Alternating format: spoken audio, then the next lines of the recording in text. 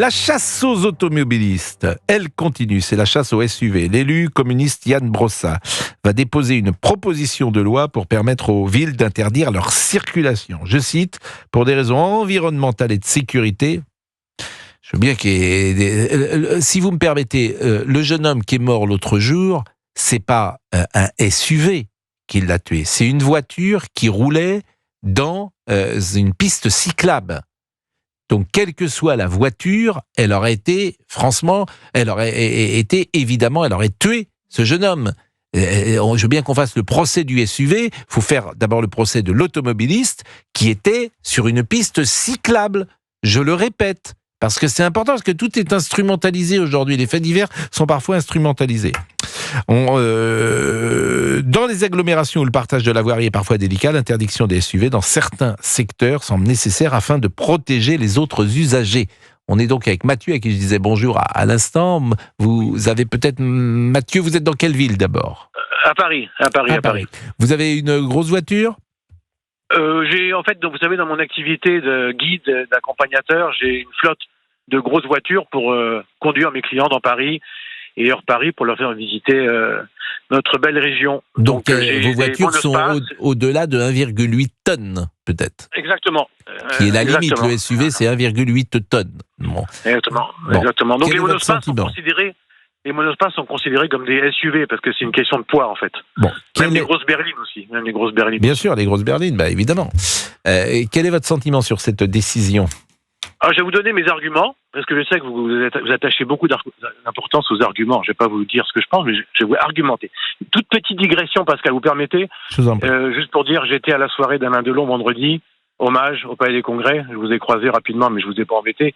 Et j'ai été très ému par cette soirée. Je sais pas pour vous, mais j'ai trouvé que c'était une soirée digne et pleine d'émotions, comme Alain Delon peut-être aurait aimé. En tout cas, c'était à la hauteur de mes attentes, et ça m'a permis de faire un adieu à Alain Delon, et j'ai trouvé que c'était très très réussi. Ce qui était formidable, en fait, c'est la musique, bien sûr, c'est bien, mais c'est surtout pendant 2 heures, tu vois Alain Delon. Et comme tu connais par cœur les films, comme tu les connais par cœur, t'as même pas besoin. Évidemment, il n'y a pas les dialogues puisqu'il y a la musique. À chaque fois, il y avait des extraits d'une bande originale, et puis pendant cet extrait, qui durait généralement 5, 6, 7 minutes, vous aviez un raccourci du film. C'était un montage formidable d'ailleurs, parce que vous aviez tout le film en 7-8 minutes. Et on voit du Alain Delon tout le temps, donc c'était magnifique. Mais vous auriez dû venir me dire bonjour. Oh, vous étiez avec madame, je voulais pas vous embêter. Oui, ça... Je voulais pas vous embêter. Ça m'aurait fait plaisir. Si on fait de la télévision ou de la radio et qu'on n'aime pas que les gens viennent nous dire bonjour, faut faire autre chose. Faut rester dans sa chambre. Donc ça me fait plaisir, moi, quand les gens viennent. Très bien, je n'hésiterai pas la prochaine fois. N'hésitez pas. Donc, en fait, ce que je vais faire, c'est que je vais pas défendre le SUV, mais je vais défendre, moi, la liberté et le choix d'en avoir un ou pas. C'est ça, moi, qui m'insupporte. C'est que je trouve que bientôt, on nous dira dans combien de fois par semaine je peux utiliser aussi ma voiture.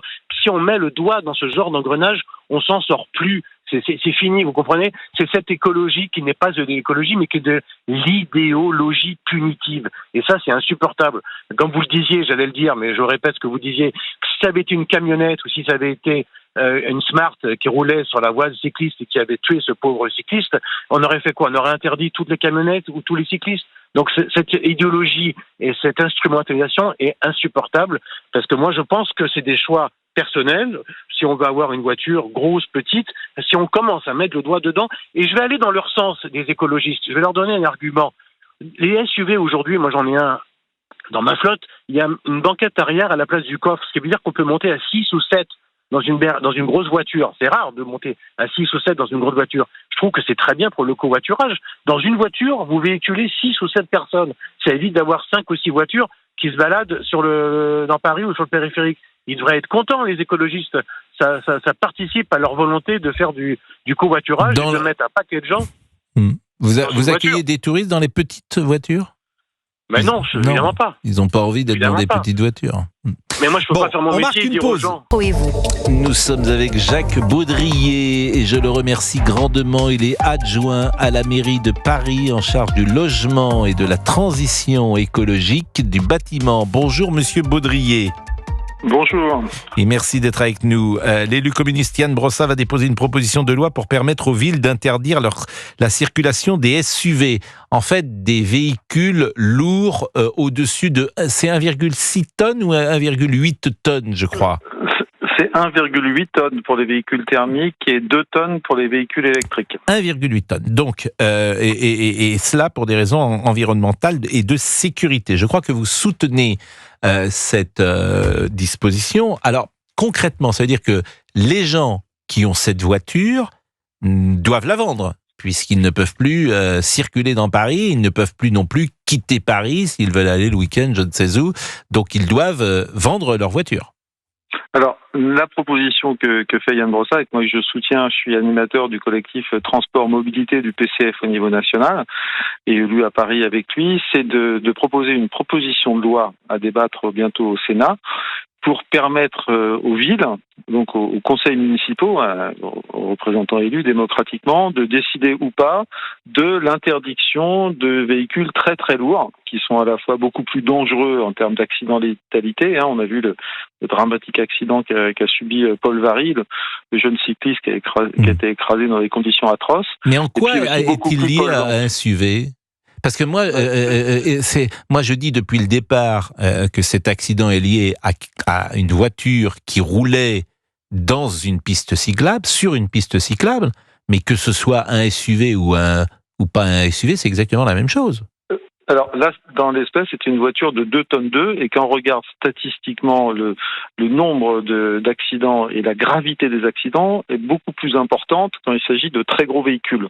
Donc voilà, donc globalement, on voit bien, les décès sont beaucoup plus nombreux quand les voitures sont beaucoup plus lourdes. Si vous êtes renversé par une Twingo, en moyenne, les décès sont beaucoup plus nombreux et les blessures sont beaucoup plus graves. Donc il y a vraiment... Non mais là, en l'espèce, c'est pas du tout le cas, si vous me permettez. C'est une voiture qui est sur une piste cyclable.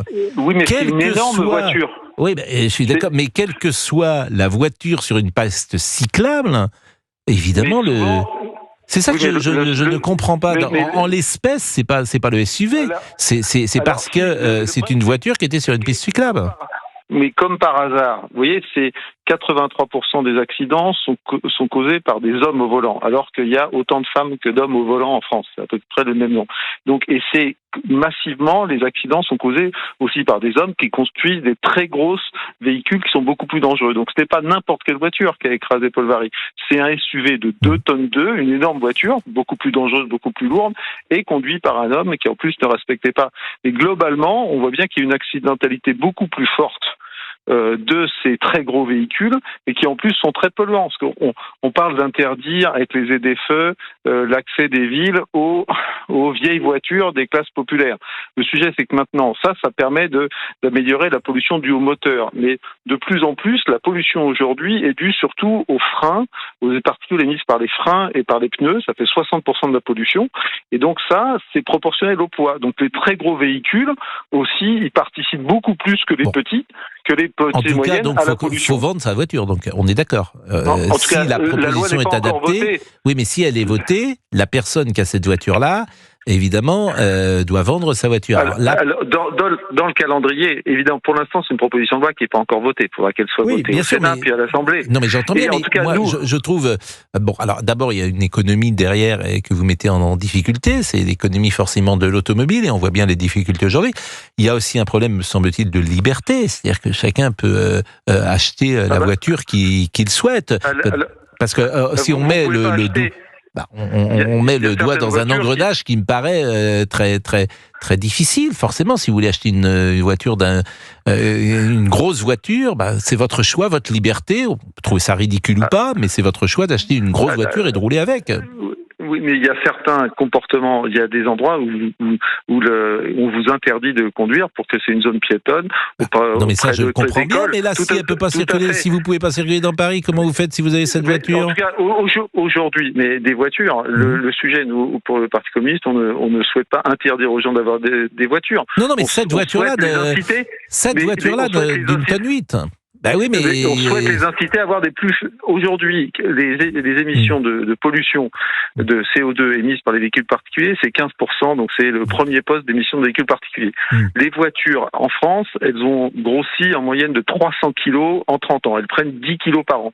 Et donc, si on continue comme ça, jamais on atteindra nos objectifs climatiques. Et en plus, c'est plus dangereux en termes de particules fines et ainsi que pour la santé en termes d'accidents. Donc, avoir des voitures moins lourdes, revenir aux voitures des années 80, ça serait beaucoup mieux. Et 1 tonne 8, vous savez, un espace ou un 5008, c'est moins d'1 tonne 8. Hein. C'est vraiment des énormes voitures. Ah non, c'est pas des énormes voitures. Non, c'est pas des énormes voitures. C'est pas des énormes voitures. 1 tonne 8, c'est une berline, une Audi par exemple, une Audi A6. C'est pas une énorme voiture et elle fait précisément, elle dépasse 1 tonne. Ça arrive assez vite, hein. Ça arrive assez vite. Alors, en tout cas, nous, nous conseillons donc aux gens qui veulent acheter des voitures, et donc c'est d'acheter plutôt des voitures moins lourdes. Comme ça, vous ne prendrez aucun risque et ça sera meilleur pour la planète. Non, mais ils font ce qu'ils veulent. Mais si tout le monde fait ce qu'il veut et si tout le monde pollue tant que veut, on ne sauvera jamais la planète. Oui, mais voilà. Là, il y a discussion sur ce que vous appelez sauver la planète, mais on va pas entrer là-dedans, monsieur. Si, il faut entrer là-dedans. C'est le sujet. Le sujet, c'est justement de sauver la planète. Non. Oui, c'est le mien, bien sûr. Mais moi, je sauve d'abord, si vous me permettez, je sauve d'abord les hommes avant la planète. Vous voyez, déjà, la planète, les hommes, en termes de. La planète, elle en a vu d'autres, croyez-moi, et elle est là depuis longtemps, et je suis pas sûr que c'est parce qu'on enlève les SUV de 1,8 tonnes que ça va changer quelque chose. Mais c'est pas grave. Si les voitures sont moins lourdes, ça va aider à sauver la planète, et donc les hommes. Et les accidents qui sont les victimes des accidents, c'est massivement des piétons, un peu des cyclistes, mais surtout des piétons. Donc s'il y a moins d'accidents de piétons, ça va sauver des hommes. Donc avec moins de gros véhicules dans les villes, ça va faire des dizaines de morts en moins. Il y a combien de piétons qui sont morts dans Paris par an? Dans Paris, heureusement, il y en a peu, mais il y en a encore. Mais il y en a plusieurs. Il y en a plusieurs chaque année. Plusieurs piétons sont écrasés chaque année, et des cyclistes aussi.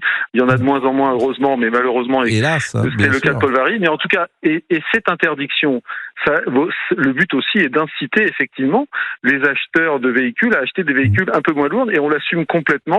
Ça sera moins dangereux pour les piétons, les cyclistes, pour toutes les personnes vulnérables, et ça sera aussi bien meilleur en termes de réduction de la pollution et d'émissions de particules. Alors évidemment, il y a toute une industrie derrière qui souffre, et l'industrie de l'automobile, mais en revanche, Mathieu, qui soutenait, ou en tout cas qui a une flotte, lui, pour touristes de SUV notamment, peut-être a-t-il une question à vous poser, ou a-t-il envie de rebondir sur la conversation que nous avions. Mathieu, vous avez quelques secondes.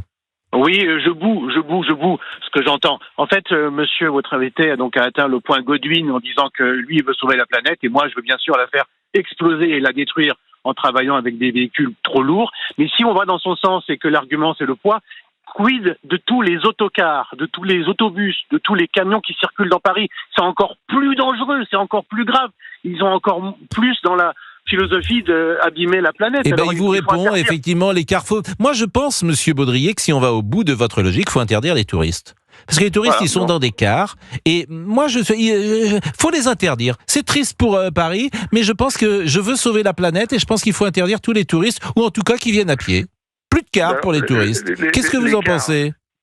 Les cars, c'est du transport en commun, et souvent les chauffeurs de cars, on voit statistiquement, il y a beaucoup moins d'accidents. Ah oui, mais ils polluent.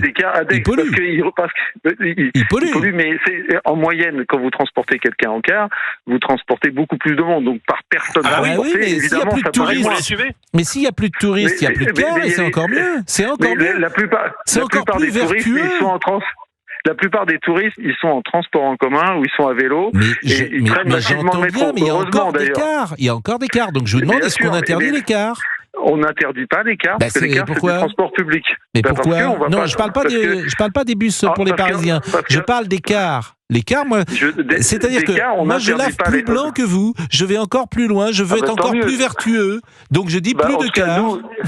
il nous semble que des comportements, parce qu'en plus, les très gros véhicules dont on parle, plus de 8 tonnes, c'est une petite partie du parc automobile. Ils sont achetés, les gros 4x4 par exemple, on pourrait dire, ils sont achetés surtout à la campagne, où il y a des routes de campagne en terre.